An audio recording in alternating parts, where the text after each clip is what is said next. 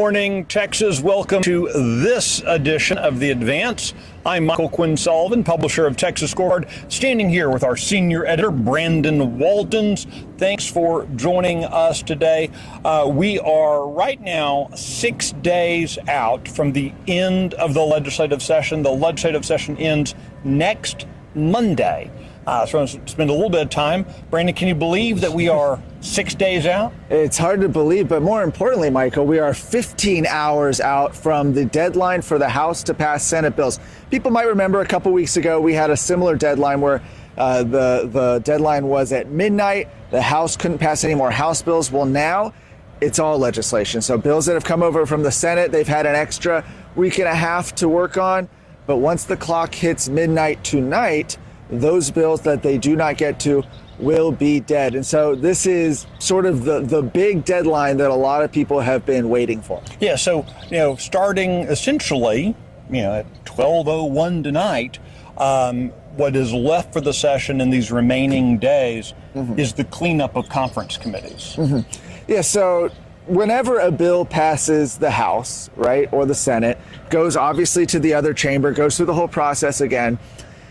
If the bill changes at any point, right, let's say the House adds amendments to a Senate bill, the bill goes back to the Senate, the senators can either agree with the changes the House made, and then it gets sent to the governor's desk. That's the easiest path. And if they don't, essentially both chambers will set up a conference committee where you have a few members from both chambers who will work on some sort of an agreement, a compromise, and then they will ultimately vote on, in both chambers again, on whether to accept the conference committee's report, essentially the version that was the compromise version that was come up with.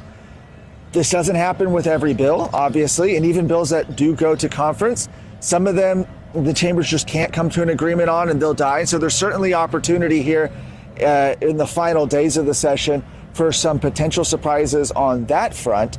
But that's what we're going to be looking at, and that's where a lot of the action's going to be starting really tomorrow.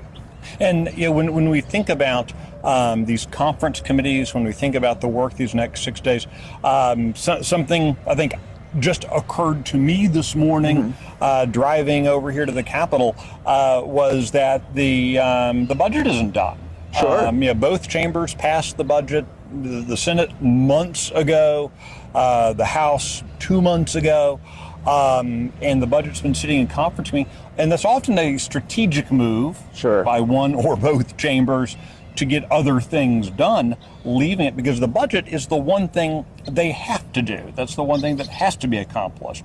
So the budget's not done. And then a lot of these big priority legislation still kind of sitting there waiting to see who's going to blink first and accept whose changes. Well, not only that, right? When we're talking about the budget, a good amount of it rests on the legislation, the other bills that come out. So, for example, just yesterday they gave final approval to the $1.5 billion now being given over the next 10 years in film subsidies with the new film subsidy program. That has to pass for them to know, okay, we do need to keep that in the budget. So there's a little bit of that, and that's a little bit of the reason why the budget tends to come later in the session. But keep in mind, right, if that doesn't get through both chambers, that's the only thing they're required constitutionally to pass. Right. So as we think about the budget, makes me think about the comptroller. One deadline that's coming up, kind of outside of the legislative process, is the fact that the comptroller of Texas, Glenn Hager, statewide elected official, he's moving out of his office in the next couple of days, if he hasn't already, to go take over as the chancellor of Texas A&M, of the Texas A&M University system. Brandon, that means that in addition to signing and vetoing legislation, the governor also has to appoint a comptroller.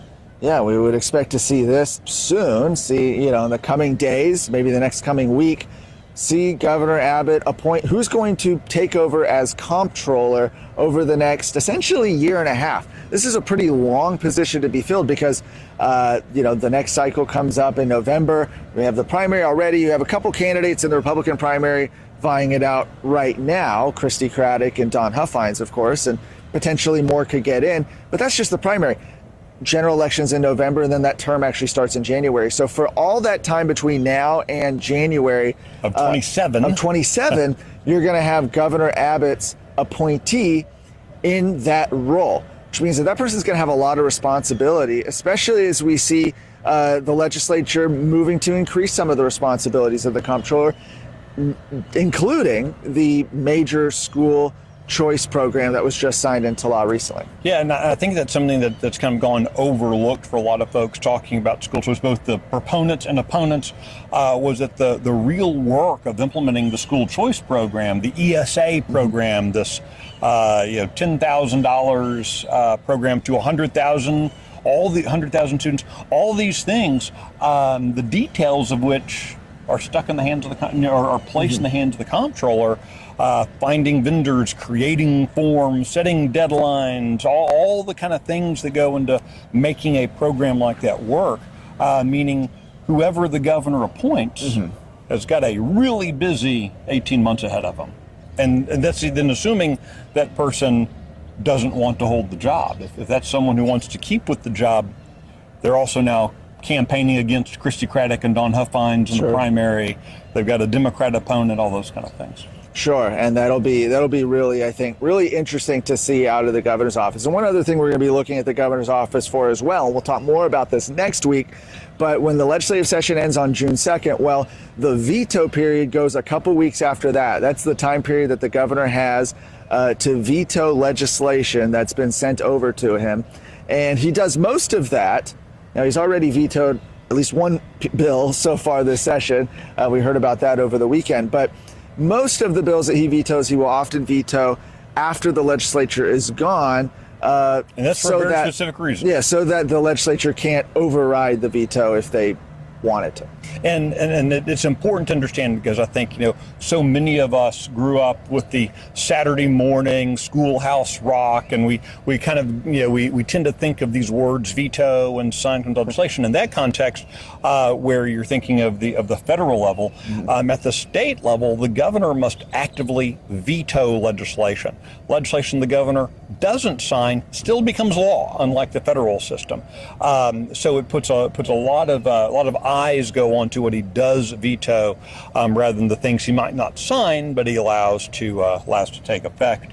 So this next couple of weeks are going to be very fascinating to see. Now, this is now the governor weighing in. I want to end, Brandon. The die is not yet cast in this legislative session.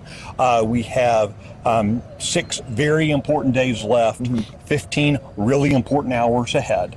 But for Governor Abbott, so far, it appears this has been a fairly successful session for him. Well, if you measure it on his priorities, right? Because his major priority, obviously, was school choice, which he's already now signed into law. He also talked about property tax relief, which, again, we've talked about it, depending on the numbers, doesn't seem to quite match up with exactly what he asked for, but they're looking at it a different way and saying they're counting victory on that. Bail reform, you've had a number of the bail reform measures that are making their way onto the ballot in November that voters are going to be able to approve.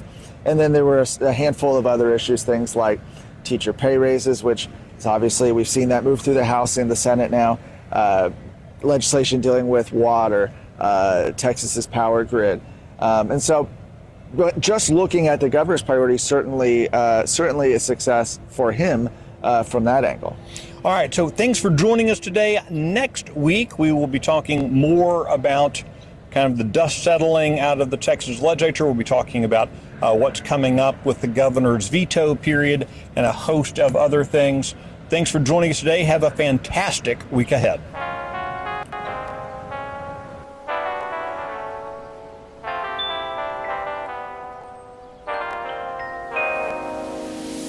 Thank you.